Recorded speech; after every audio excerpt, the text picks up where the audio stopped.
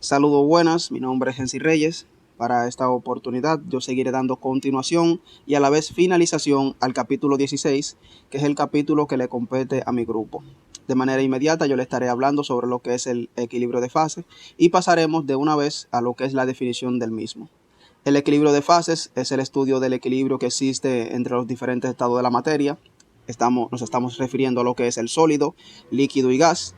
El equilibrio se define como una etapa cuando el potencial químico de cualquier componente presente en el sistema permanece lo que es estable con el tiempo. También la fase es una región en la que la interacción intermolecular es especialmente uniforme, o en otras palabras, las propiedades físicas y químicas del sistema son iguales en toda la región. Eso es dentro del mismo estado. Un componente puede existir en dos fases diferentes, como los alotropos de un elemento.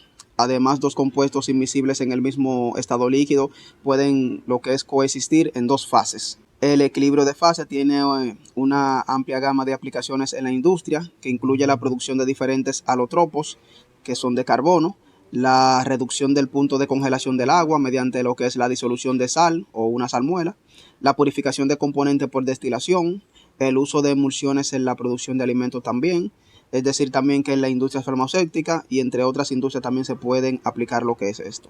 El equilibrio sólido ocupa un lugar especial en la metalurgia y se utiliza para hacer aleaciones de diferentes propiedades físicas y químicas. Entonces, un ejemplo de eso, podemos encontrar lo que es el punto de fusión de las aleaciones de cobre y la de plata. Es más bajo el punto de fusión del cobre, también el de la plata.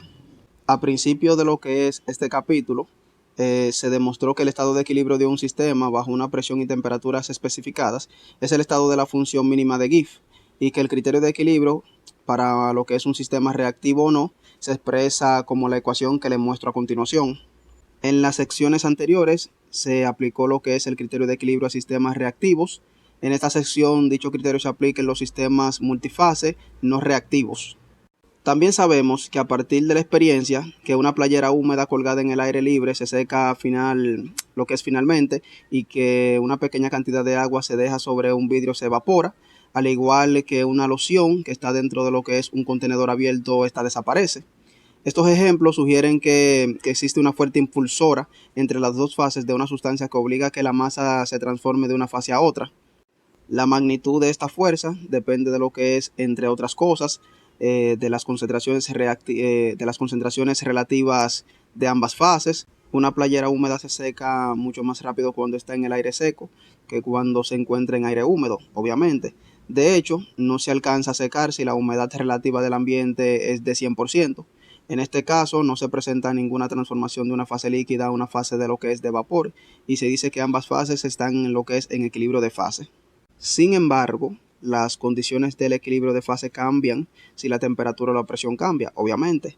Por lo tanto, se estudiará lo que es el equilibrio de fase bajo una presión y temperaturas especificadas. Adentrándonos a lo que es el equilibrio de fase para un sistema de un solo componente, el criterio de equilibrio de dos fases de una sustancia pura, como el agua, se desarrolla fácilmente considerando una mezcla de líquido y vapor saturados en equilibrio, bajo una presión y temperaturas especificadas. Según se muestra en la figura que le muestro a continuación, la función total de Gibbs de esta mezcla es igual a lo que es esta ecuación que le muestro, donde G sub F y G sub G son lo que son las funciones de Gibbs de la fase líquida y de vapor por unidad de masa, respectivamente. Ahora vamos a imaginar un disturbio durante el cual se evapora una cantidad diferencial de líquido, a la cual llamaremos D sub MF, que se evapora a temperatura y presión constante. El cambio en la función total de Gibbs durante este disturbio es igual a esta ecuación. Pasando a lo que es la regla de fase, note que en un sistema de dos fases con un solo componente puede estar en equilibrio a diferentes temperaturas o presiones. Sin embargo, una vez que se fija la temperatura, el sistema permanece inmóvil en un estado de equilibrio y todas las propiedades intensivas de cada fase, a excepción de lo que son sus cantidades relativas, poseen un valor fijo. Por lo tanto, un sistema de dos fases y un solo componente tiene una propiedad lo que es independiente, la cual puede ser ya sea la temperatura o la presión. En general, el número de variables independientes asociadas con un sistema multifase y multicomponente está dado por la regla de fase de Gibbs, y la cual se expresa como esta ecuación que le muestro a continuación, donde IB es el número de variables independientes, C es el número de componentes, pH es el número de fases que están presentes en equilibrio, como por ejemplo para de un solo componente, es decir, cuando C es igual a 1, y de dos fases cuando pH es igual a 2, que esto nosotros lo estudiamos ya anteriormente, y es necesario especificar una propiedad intensiva e independiente. Adentrándonos a lo que es el equilibrio de fase para un sistema multicomponente, muchos sistemas multifase en la práctica involucran a dos o más componentes. Un sistema multifase y multicomponente bajo una presión y temperaturas especificadas se encuentran en lo que es el equilibrio de fase, cuando no existe una fuerza impulsora entre las diferentes fases de cada componente. Por consiguiente, para lograr el equilibrio de fase, la función especificada de Gibbs de cada componente debe ser igual para todas las fases. También debemos recordar que se puede deducir estas relaciones utilizando rigor matemático en vez de un argumento físico. Algunos componentes pueden existir en más de una fase sólida bajo una presión y temperaturas especificadas. En este caso, la función especificada de Gibbs de cada fase sólida de un componente debe ser la misma para lograr el equilibrio de fase. Para esta sección, la cual estamos estudiando, el equilibrio de fase del sistema de un componente que involucra dos fases, es decir, el líquido y vapor, los cuales están en equilibrio. Para dicho sistema, aquí C será igual a 2, pH será igual a 2 y por ende IB será también igual a 2. Esto es un sistema de dos componentes y dos fases que tienen dos variables independientes, y dicho sistema no estará en equilibrio a no ser que no se fijen lo que es al menos dos propiedades intensivas independientes. Por lo tanto, una vez que se especifican las presiones y las temperaturas, dos variables independientes, de una mezcla de dos fases y dos componentes, la composición de equilibrio de cada fase puede determinarse a partir del diagrama de fase, el cual se basa en mediciones experimentales. Definiendo lo que son los diagramas de fase, estos diagramas de fase se utilizan para comprender la relación entre las diferentes fases y generalmente se representan como el cambio de la fase de un sistema en función de la temperatura, la presión o la composición de los componentes de un sistema. El sistema existe en una fase donde la energía libre de Gibbs del sistema es menor. En equilibrio, la temperatura y la presión y el potencial químico de las moléculas del componente constitutivo en el sistema deben ser igual a todas las fases. Es interesante observar que la temperatura en lo que es una función continua, sin embargo, la fracción molar, que es una concentración adimensional, en general no lo es, como por ejemplo la temperatura del agua y del aire en la superficie de lo que es un lago, no siempre serán la misma.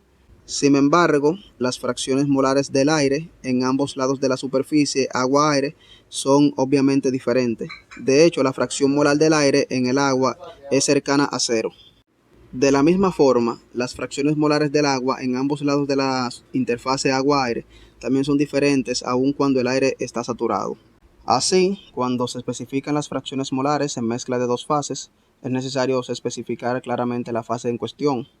En la mayoría de las aplicaciones prácticas, las dos fases de una mezcla no están en equilibrio, o sea, en equilibrio de fases, puesto que el establecimiento de equilibrio de fases requiere lo que es la difusión de especies de regiones con alta concentración a regiones que son más bajas que la concentración, lo cual puede tomar mucho tiempo. Sin embargo, el equilibrio de fases siempre se representa en la interfase de dos fases de una especie.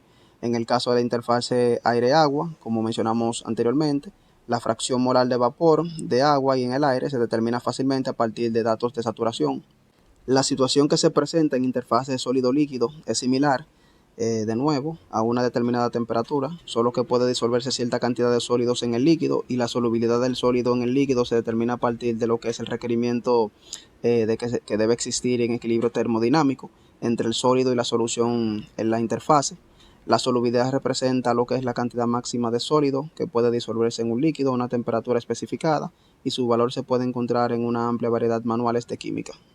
Haciendo un breve comentario sobre lo que es la ley de Henry, esta lo que es enuncia que una temperatura constante, o sea la cantidad de gas disuelto en un líquido, es directamente proporcional a la presión parcial que ejerce ese gas sobre el líquido.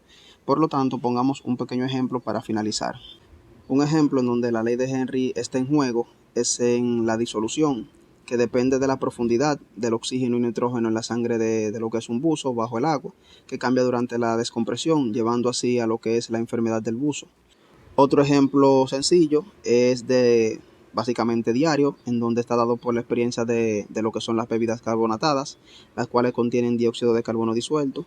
Antes de abrir, el gas arriba de la bebida está contenido, es decir, que está contenido el dióxido de carbono puro a presiones muy altas que la presión atmosférica. Después de abrir la botella, el gas escapa moviendo la presión parcial del oxígeno de carbono, del dióxido de carbono, arriba del líquido.